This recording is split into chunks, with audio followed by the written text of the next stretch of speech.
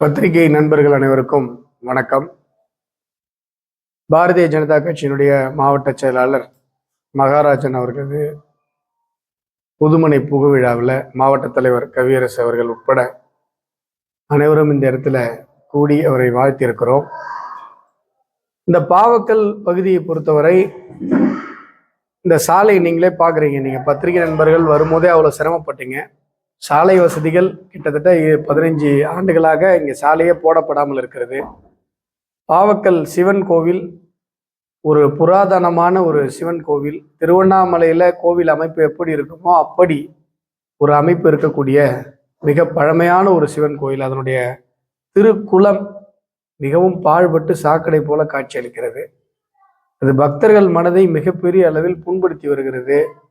அந்த கோவில் குளம் சீரமைக்கப்பட்டு பழையது போன்று நல்ல ஒரு, ஏன்னா அது ஊருணியா இருந்தது, ஊர் மக்கள் குடிக்கிற தண்ணி குளமாக இருந்தது. இன்றைக்கு இப்படி சாக்கடையாக மாறி இருக்கிறது. அது உடனடியாக தூய்மைப்படுத்தப்பட வேண்டும். அதுபோல நான் அடிக்கடி சொல்ற விஷயம்தான், திருவண்ணாமலை கோவில்ல இந்தியா, இன்னும் சொல்ல போனா உலகம் முழுவதிலிருந்தும் பக்தர்கள் வருகிறார்கள்.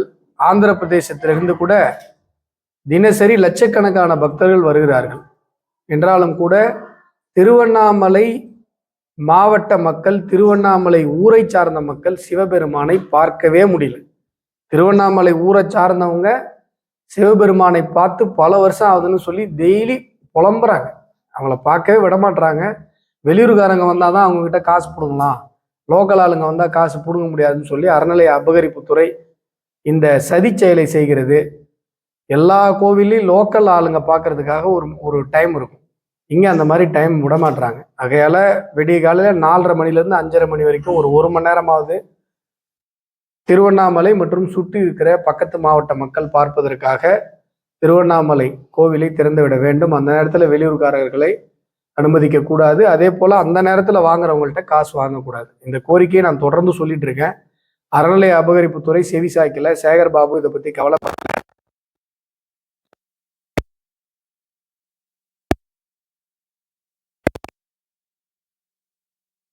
ஆதாயம் பார்க்கலாம் தான் செயல்படுறாரு ஒழிய பக்தர்களுடைய ஆதாயத்திற்கு, பக்தர்களுடைய வசதிக்காக அவர் கொஞ்சம் கூட யோசிக்கிறதே கிடையாது. அதே போல இந்த பகுதியில கிருஷ்ணகிரி மாவட்டத்தில் நம்ம தொடர்ந்து சொல்லி வருகிறோம். இங்க மாம்பழ விவசாயிகள் மிகப்பெரிய அளவில் பாதிக்கப்பட்டிருக்கிறார்கள். ஏற்கனவே நாங்கள் அறிக்கை கொடுத்துருந்தேன், அவங்களுக்கு குறைந்தபட்ச ஆதார விலை கொடுக்க வேண்டும். ஆனால் இங்கே பார்த்தீங்கன்னா இந்த வருஷம் ரொம்ப பொருட்களுடைய மாம்பழ பொருட்களுடைய விலை மிகப்பெரிய அளவில் குறைஞ்சிருச்சு. விவசாயிகள் ரொம்ப நொந்து போயிருக்காங்க. மாநில அரசு அதிகாரிகள் அவர்களுக்கு உரிய நிவாரணத்தை வழங்குவதற்கு ஏற்பாடு செய்ய வேண்டும். குறைந்தபட்ச ஆதார விலையாக 15 ரூபாய் நிர்ணயிக்கப்பட வேண்டும் என்பதை பாரதிய ஜனதா கட்சி தொடர்ந்து சொல்லி வருகிறது. அதையும் இந்த நேரத்தில் நான் கூறிக்கொள்ளுகிறேன். அதே போல தென்பண்ணை ஆற்றில் தடுப்பணை கட்ட வேண்டும் என்பது இந்த பகுதி மக்களுடைய நீண்ட நாள் கோரிக்கையாக இருந்து வருகிறது. அந்த விஷயமும் உடனடியாக மக்களுடைய கோரிக்கை செவிசாய்க்கப்பட்டு நடைமுறைப்படுத்தப்பட வேண்டும் என்பதையும் இந்த நேரத்தில் நான் கோரிக்கையாக சொல்லிக் கொள்கிறேன். அதே போல ரொம்ப முக்கியமான விஷயம், உங்களுக்கெல்லாம் தெரியும், கிசான் சம்மான் நிதி. சம்மான்னா கௌரவம், விவசாயிகளுக்கு கௌரவம் கொடுக்கிற நிதி என்று பாரத பிரதமர் நரேந்திர மோடி அவர்கள் வருஷத்துக்கு 6000 ரூபாய் கொடுக்குறாரு. முக்கியமான விவசாயிகள் ஒரு விதை பொருள் வாங்கணும், ஒரு உரம் வாங்கணும், எப்பப்பெல்லாம் அவங்களுக்கு தேவை ஏற்படுதோ அப்பெல்லாம் அக்கௌண்ட்ல 2000 ரூபாய் போடுறாரு. வருஷத்துக்கு 3 தடவை போடுறார். ஆனா இந்த பகுதியில மாநில அரசு அதிகாரிகளுடைய செயல்பாடின்மையின் காரணமாக பல விவசாயிகளுக்கு அந்த பணம் செல்லாமல் இருக்காது. நம்ம ஊர்ல சொல்லுவோம், சாமி வரம் கொடுத்தாலும் பூசாரி தடுக்குது அப்படின்னு சொல்லி. அந்த மாதிரி பாரத பிரதமர் நரேந்திர மோடி அவர்கள் சாமி போல வரம் கொடுத்தாலும் கூட மாநில அரசு அதிகாரிகள் பூசாரியாக இருந்து அதை தடுத்து கொண்டிருக்கிறார்கள்.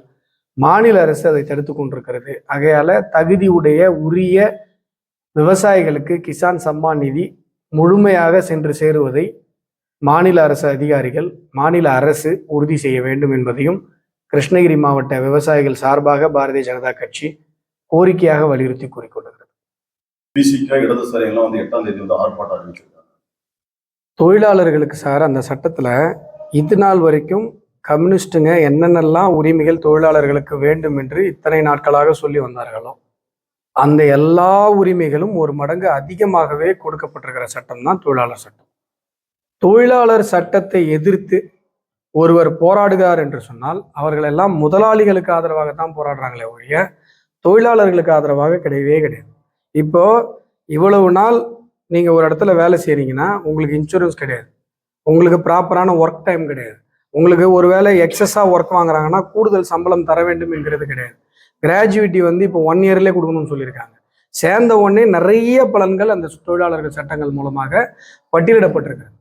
இந்த விஷயங்கள் எல்லாம் தொழிலாளர்களுக்கு கிடைக்கக்கூடாது என்று கம்யூனிஸ்டும் விடுதலை சிறுத்தைகள் கட்சியும் நினைக்கிறது என்று சொன்னால் தமிழக தொழிலாளர் சமூகம் இந்த 2 கட்சிகளையும் புறக்கணிக்கும் என்பதுதான் அதன் மூலமாக அவர்கள் கற்றுக்கொள்ள வேண்டிய செய்தி. ஏன்னா தொழிலாளர்களுக்கு நல்லது நடக்கிற சட்டத்தை நான் விடமாட்டேன்னு சொன்னா அப்ப இவர்கள் எல்லாம் முதலாளிகளுடைய கைக்கூலிகள் என்றுதான் மக்கள் புரிந்து கொள்வார். இப்போ கிசான் சம்மான் நிதி நான் சொல்றேன், அந்த நிதி மத்திய அரசு ஒதுக்குது. பள்ளிக்கூடங்கள் நான் பல இடங்கள்ல சொல்லிட்டு இருக்கேன், அதே அவங்களுடைய தொலைக்காட்சிகள்லாம் வச்சு அதே பதில் சொல்றேன்ற பேர்ல இன்னும் உண்மைகளை மக்களுக்கு சொல்லிட்டு இருக்காங்க. எவ்வளவு நாளா நம்ம என்ன நினைச்சிட்டு இருந்தோம், பள்ளி கட்டிடங்கள் எல்லாம் தமிழக அரசு கட்டி கொடுக்குன்னு நினைச்சோம். ஆனா அதுல லயன் ஷேர் மிகப்பெரிய அளவுல மத்திய அரசு தான் கொடுத்து கொண்டிருக்க. அரசு பள்ளி, தமிழக அரசு பள்ளிக்கூட கட்டிடங்கள். இப்ப நீங்க ஒரு ஊராட்சி மன்ற தலைவர், இப்ப எல்லாம் பீரியட் முடிஞ்சு போச்சு, நீங்க ஊராட்சி மன்ற தலைவர்களா இருந்தவங்கள கேளுங்க, திமுக ஊராட்சி மன்ற தலைவர்களே கேளுங்க. நீங்க 4 வருஷம் 5 வருஷம் ஊராட்சி மன்ற தலைவரா இருந்தீங்க, நீங்க உங்களுடைய ஊர்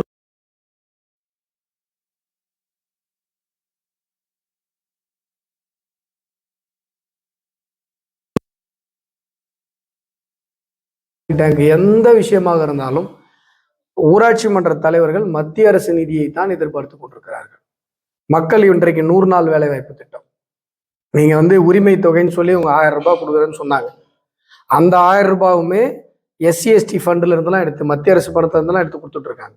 ஆனா சத்தம் இல்லாமல், விளம்பரம் இல்லாமல், கிராமத்தில் இருக்கிற எல்லோருக்கும், இவங்களாவது பெண்களுக்கு தான் கொடுக்குறாங்க, ஆனா மத்திய அரசு ஆண்கள், பெண்கள், முதியோர்கள் எல்லாருக்கும் கொடுக்குது.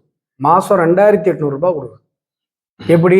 100 நாள் வேலை வாய்ப்பு திட்டம். இன்னைக்கு 336 ரூபாய் 100 நாள் வேலை வாய்ப்பு திட்டத்துல சம்பளம்.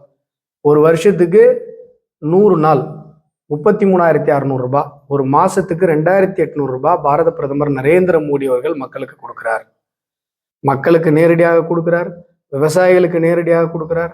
மாநில அரசுக்கு இப்ப சென்னை மெட்ரோ 63,000 கோடி ரூபாய் திட்டம், மாநில அரசு தான் அதை செயல்படுத்துறேன்னு சொல்லி இந்த திட்டத்தை ஏத்துக்குச்சு. மத்திய அரசு அதுல 10 பைசா தர வேண்டிய அவசியம் இல்லை. நிதி ஒதுக்காம தான் இப்ப வேலை நடந்துகிட்டு இருக்கா. நிதி ஒதுக்காம தான் முதலமைச்சர் நன்றி தெரிவிச்சாரா? 63,000 கோடி ரூபாய் செகண்ட் ஃபேஸுக்கு ஸ்டாலின் அவர்கள் போய் கேட்கிறார், சார் இது ஸ்டேட் செக்டார் ஸ்கீம், நாங்க தான் பண்ணணும், இருந்தாலும் நீங்க கொடுங்கன்னு கேட்டார். பாரத பிரதமர் நரேந்திர மோடி அவர்கள் கொடுத்ததுனாலதான் இன்னைக்கு சென்னை மெட்ரோ வேலை நடந்துகிட்டு இருக்கு. அதுல 60% நிதியை மத்திய அரசு ஏற்றுக்கொண்டிருக்கிறது.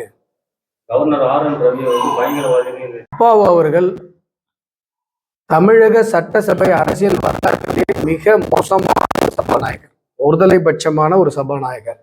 திமுக காரங்க கூட, திமுக எம்எல்ஏக்கள் கூட அந்த அளவுக்கு, திமுகவுடைய ஸ்போக்ஸ் பர்சன்ஸ் கூட அந்த அளவுக்கு பேச மாட்டாங்க டிவியில உட்காந்து. ஆனா அப்பாவு அவர்கள் சட்டசபையில உட்காந்து திமுக அந்த அளவுக்கு ஆதரவு கொடுத்து பேசுவாரு. எதிர்கட்சி எம்எல்ஏக்கள் மட்டும் இல்ல, அவங்களுடைய கூட்டணி கட்சி எம்எல்ஏக்களே நொந்து போயிருக்காங்க. இவர் எந்த திட்டங்களையும் பேச விட மாட்டார். அதுதான் சொல்றேன், முதல்ல அப்பாவு யாருன்னு கேட்டீங்கன்னா சட்டசபை வரலாற்றிலே மிக மோசமான ஒரு சபாநாயகர் அப்பாவு, ஒருதலை பட்சமான ஒரு சபாநாயகர். இன்றைக்கு தமிழகத்துல உங்களுக்கு தெரியும், கோயம்புத்தூர்ல சிலிண்டர் வெடிப்புன்னு சொல்லி முதலமைச்சர் ஸ்டாலின் அவர்கள் சொன்னார். அது தற்கொலைப்படை தீவிரவாத தாக்குதல். அந்த முபீன் செத்து போயிட்டார். அதற்கு பிறகு தேசிய புலனாய்வு முகமை NIA நடத்தின விசாரணையில சத்தியமங்கலம் காட்டு பகுதியில தீவிரவாதிகள் துப்பாக்கி ஆயுத பயிற்சிகள் எடுத்துக்கொண்டிருக்கிறார். அதை கண்டுபிடிச்சு NIA வெளி உலகத்துக்கு சொன்னிச்சு. இந்த அளவிற்கு தீவிரவாத பரவல் தமிழகத்தில் இருந்து கொண்டிருக்கிறது. நீங்க இலங்கையில குண்டு வெடிப்பா, அதோடைய வேர்கள் தமிழ்நாட்டில் இருக்கு, NIA கண்டுபிடிக்குது. பெங்களூர்ல குண்டு வெடிப்பா, அதோடைய வேர்கள் தமிழ்நாட்டில் இருக்கு, NIA கண்டுபிடிக்குது.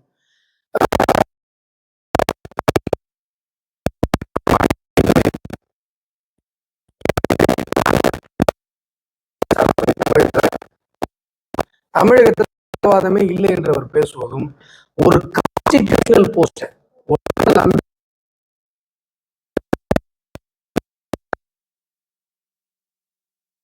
தீவிரவாதி என்று அவர் பேசுகிறார் என்று சொன்னால் அவர் கண்டிப்பாக ஒரு சபாநாயகராக இருப்பதற்கு தகுதியற்றவர், அருகதையற்றவர் என்பதுதான் அவருடைய வார்த்தை மூலமாக மக்களுக்கு தெரிய வருகிறது. ரைட் டு எஜுகேஷன் ஃபண்டு கூட மாநில அரசு சரியான தகவல்களை கொடுக்காதனால தான் நிறுத்தி வைக்கப்பட்டிருந்தது. அதுவும் இப்போ கொடுக்கப்பட்டுருச்சு. இந்த எஸ்எஸ்ஏ ஸ்கீம்ல ஃபண்டு நிறுத்தி வைக்கப்பட்டிருக்கிறது வாஸ்தவம். ஆனா அந்த ஃபண்டு எதுக்காக? ஸ்கூல்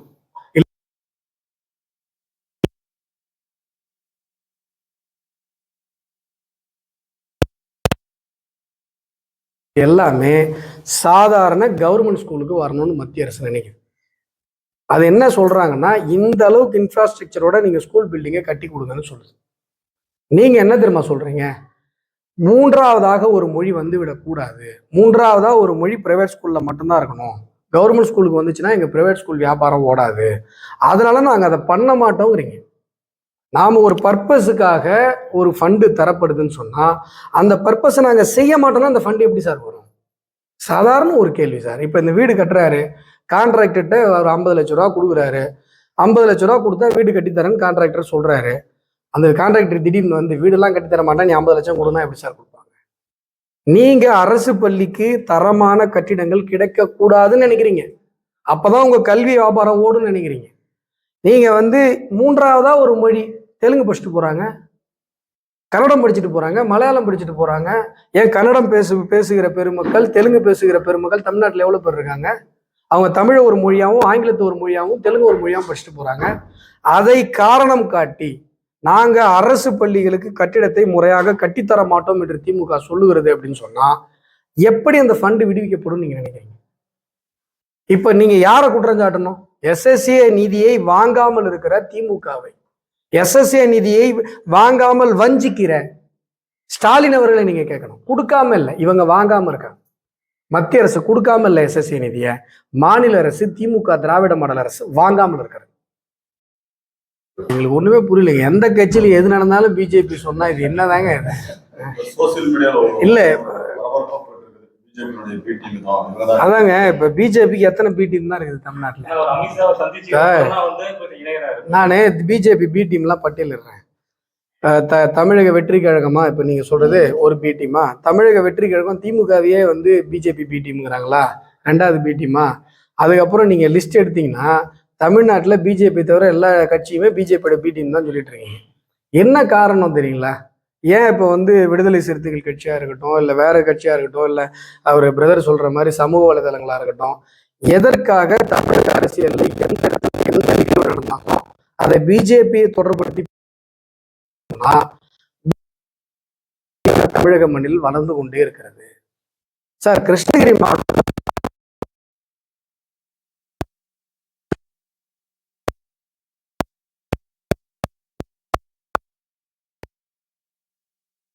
பிஜேபி கட்சி துண்டோடு இங்கே தொண்டர்கள் கலந்து கொள்கிறார்கள் என்று சொல்லும் பொழுது இதையெல்லாம் மக்கள் பார்க்கிறாங்க. பிஜேபி வந்து மிகப்பெரிய அளவில் வளர்ந்து கொண்டிருக்கிறது.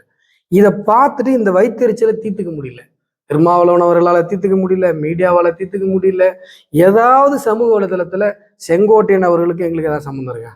அவர் அதிமுக சார். நான் என்ன சொல்றேன், அவர் வந்து அமித்ஷா அவர்களை பார்த்ததா அவரு சொன்னார். எந்த புகைப்படமும் வெளியாகல, அது உறுதிப்படுத்தப்பட்ட செய்தியும் கிடையாது. ஒண்ணு, அப்படியே அந்த ஒரு வாதத்துக்கு வச்சுட்டா கூட அவர் பார்த்தது எப்போ, சேர்ந்தது எப்போ?